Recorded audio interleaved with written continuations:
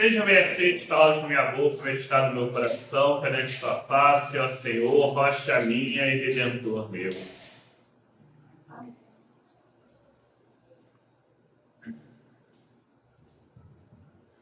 Os textos de hoje nos fazem refletir sobre qual é o real propósito, a real intenção, o real motivo e a real aplicação das leis religiosas, dos preceitos religiosos. Ou para que eles devem ser usados. Quando a gente vê o texto do Evangelho, Jesus curando no sábado e sendo repreendido por isso, talvez nós cristãos hoje percamos um pouco a dimensão de como o sábado era e ainda é muito importante para os judeus.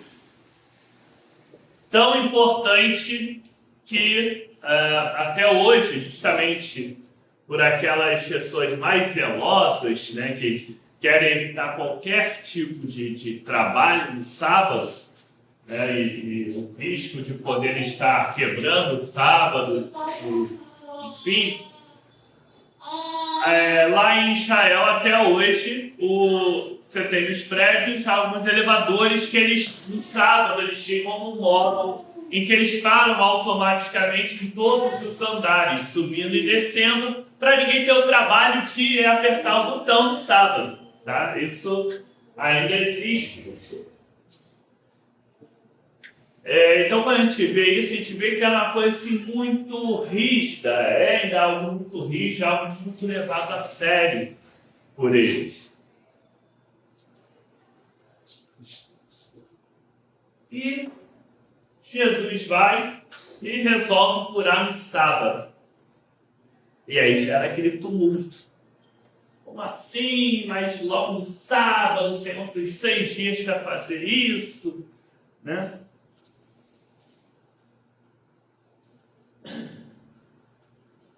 Mas Jesus vai e chama a atenção deles. Na real, todo preceito religioso, ele deve ser principalmente para gerar vida, para gerar comunhão. O próprio sábado, a própria guarda, o dia de descanso, era extremamente importante, porque ele surge como ordem divina para diferenciar, separar e acabar com a escravidão. Lembrando, né, o contexto deles lá atrás, na época de Moisés, como aquilo ali, para um povo que estava saindo da escravidão, se tornava extremamente necessário ser guardado à risca, não ter como criar nenhuma brecha, para que acabassem as pessoas voltando a estar presas ao trabalho, escravas ali e sem o sábado. Então tinha um motivo para essa guarda rigorosa. Mas aquilo que nasceu com um propósito bom acabava sendo utilizado para impedir o acesso das pessoas à graça de Deus, à misericórdia, ao bem. E aí por isso que a gente deve, como cristão, sempre refletir muito sobre as nossas posições e sobre o nosso entendimento do que é viver a nossa fé. Porque tem um texto que fala, né, sobre a letra mata e o espírito vivifica. E na realidade, é isso que acontece. Nós não vivemos como aqueles que seguem cegamente uma lei de faça isso e não faça aquilo. Porque na realidade, o que agrada a Deus, ou deixamos de fazer aquilo. Isso é o que realmente agrada Deus. Se nós estivermos atentos ao motivo de fazer as coisas ou deixar de fazê-las, nós não entraremos num erro como dessa discussão com Jesus. Porque nós entenderemos que o princípio do sábado ali era muito mais importante do que aquela guarda cega do sábado. Estava sendo muito mais fiel ao princípio que deu origem àquela guarda do sábado. Curar no sábado do que se não o fizesse.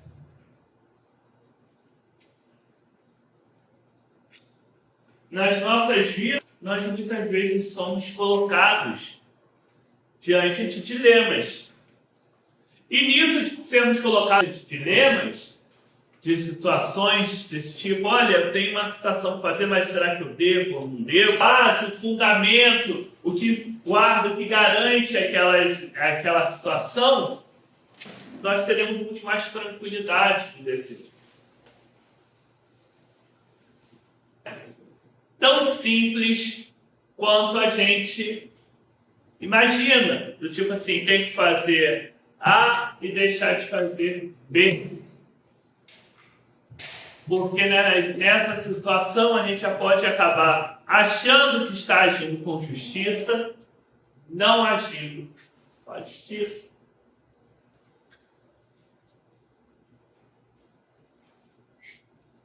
De modo geral, a gente entende que a mentira é uma coisa ruim. Mas e quem mente para proteger uma pessoa inocente de uma grande injustiça? Age certo ou age errado? Então a vida é muito mais complexa do que simplesmente fazer isso ou fazer aquilo. Não é uma tabelinha. A gente precisa analisar com muito mais cautela, com muito mais serenidade, buscar muito mais discernimento sobre o que nos motiva a fazer e a deixar de fazer. Aí sim, entendendo o que nos motiva, entendendo qual é a base daquilo que nos guia, entendendo que vai ser mais agradável a Deus naquela situação, aí nós conseguimos tomar decisão com sabedoria.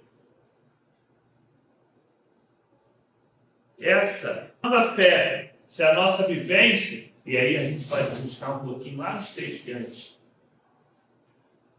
não nos trouxerem e não fizerem com que nós e pessoas a vida, a misericórdia, o amor de Deus, a graça, a justiça, a gente está fazendo equivocado.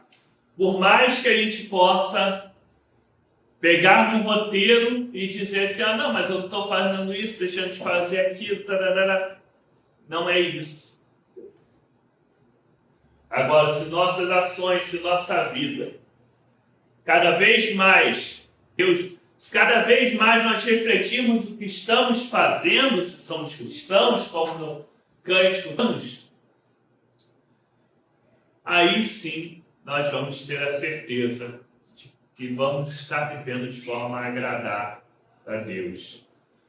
Que Deus nos abençoe cada vez mais, nos faça ter discernimento, ter a ousadia da misericórdia, da graça e do amor, para viver cada vez mais segundo o Espírito. Que seja.